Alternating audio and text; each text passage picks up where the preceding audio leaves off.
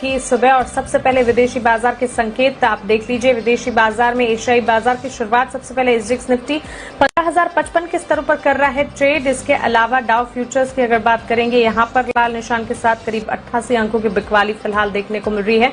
लेकिन बात हमें अमेरिकी बाजार की करनी है, क्योंकि बीती रात तेज उतार चढ़ाव के बीच अमेरिकी बाजार में ट्रेड हमने देखा है। लगातार तीसरे दिन अमेरिकी बाजार में गिरावट हावी होती हुई दिखी। निचले स्तर से 425 अंक सुधरने के बावजूद डाउ करीब 165 अंक गिरकर बंद हुआ। नैस्डैक में भी करीब 225 अंक सुधरने के बाद एक सपाट लूजिंग ही देखने को मिली। इसके अलावा क्रिप्टो करेंसी भी आज खबरों में रही। सारी की सारी जानकारी अपडेट विदेशी बाजार और क्रिप्टो करेंसी से जुड़ी जान लेते हैं दीपांशु भंडारी से, साथ ही कोरोना का अपडेट भी उनसे जानेंगे। Deepanshu, good morning. बताएं, विदेशी बाजार में लगातार उतार चढ़ाव के बीच बिकवाली हावी होती हुई पर्टिकुलरली अमेरिकी बाजार में हम देख रहे हैं, वजह? Good morning Mansi. और अच्छा हुआ जितना भी एक्शन हुआ कल भारतीय बाजार बंद होने के बाद ही हुआ, क्योंकि फिर अगर आप आज सुबह देखें तो थोड़े ठीक ठाक बाजार लग रहे हैं, थोड़े संभले हुए लग रहे हैं। जिस तरह से कल शाम को हमने ग्लोबल मार्केट्स में वॉलेटिलिटी देखी और हर एसेट क्लास में आपने वॉलेटिलिटी देखी है। इक्विटी बाजार, commodities, currencies and specially crypto currency में जो उतार चढ़ाव हुआ है उसका प्रभाव हमने बाकी एसेट क्लासेस पर भी बनते हुए देखा।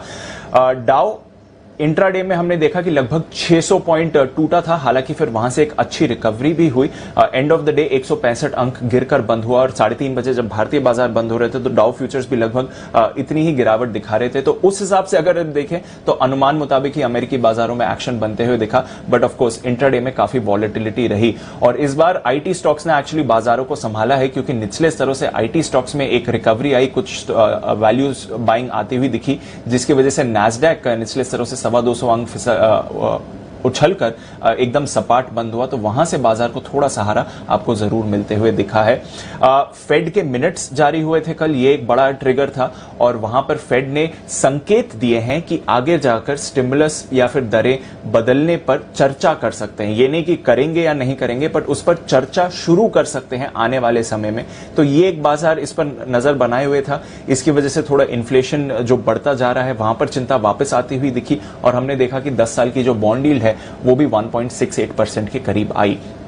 पर ये तो बाकी सारे रीजंस हैं। जो मेन वजह है जो हमने इतनी बड़ी वॉलेटिलिटी आती हुई देखी, वो पूरा का पूरा क्रिप्टो करेंसी बाजार में एक्शन आते हुए देखा। कल शाम को हमने सभी क्रिप्टो करेंसीज में भारी गिरावट देखी। बिटकॉइन जो सबसे पॉपुलर क्रिप्टो करेंसी है उसमें इंट्राडे में 30% से ज्यादा गिरावट आई। एक टाइम पर 30,000 के नीचे भी बिटकॉइन गिरते हुए दिखा, फिर वापस 39,000 के डॉलर के लेवल पर आया, यानी कि निचले स्तरों से वहां पर भी $10,000 की आपने रिकवरी देखी। तो आप देख सकते हैं कि कितनी भारी वॉलेटिलिटी वहां पर होती हुई दिख रही है। पर अगर आप अप्रैल के हाई से देखेंगे तो बिटकॉइन करीब 50% टूट चुका है। कल 12% 13% गिरकर बंद हुआ। बाकी जो क्रिप्टो करेंसीज हैं, एथेरियम, XRP, लाइटकॉइन, डोजकॉइन, इन सभी में आपने भारी गिरावट आती हुई देखी। अब क्या है वजह गिरावट की? काफी सारे रीजंस आ रहे हैं। चाइना के साथ अब यूरोप भी क्रिप्टो करेंसी के इस्तेमाल पर सवाल उठा रहा है। कुछ दिग्गज फंड्स और ब्रोकरेजेस भी सवाल उठा रही हैं कि किस तरह से इसका इस्तेमाल हो रहा है। जेपी मॉर्गन ने कहा है कि उन्हें लगता है कि वापस लोग क्रिप्टो करेंसीज बेचकर गोल्ड में अपना पैसा लगा सकते हैं, तो वहां से भी थोड़ा दबाव बनते हुए देखा। तो काफी सारी वजह है, बट एंड फैक्टर यही है कि काफी तेज गिरावट यहां पर आती हुई दिखी है। इसके अलावा अगर आप कमोडिटी पैक में देखें तो यहां पर भी काफी तेज उतार चढ़ाव था। इंट्राडे में कच्चा तेल 5% टूटा, ब्रेंट में हमने 5% की गिरावट देखी, पर एंड में थोड़ी रिकवरी के बाद $67 के करीब ब्रेंट बंद होते हुए आपको दिखा। सोने पर दबाव कल आते हुए दिखा है, हालांकि स्टार्टिंग में थोड़ी खरीदारी आती हुई दिखी थी और डॉलर इंडेक्स पर निचले स्तरों से थोड़ा रिबाउंड आया है। तो काफी वॉलेटाइल सेशन रहा। सभी एसेट क्लासेस में आपने दबाव देखा, बट क्रिप्टो बाजार में काफी तेज गिरावट कल आई है।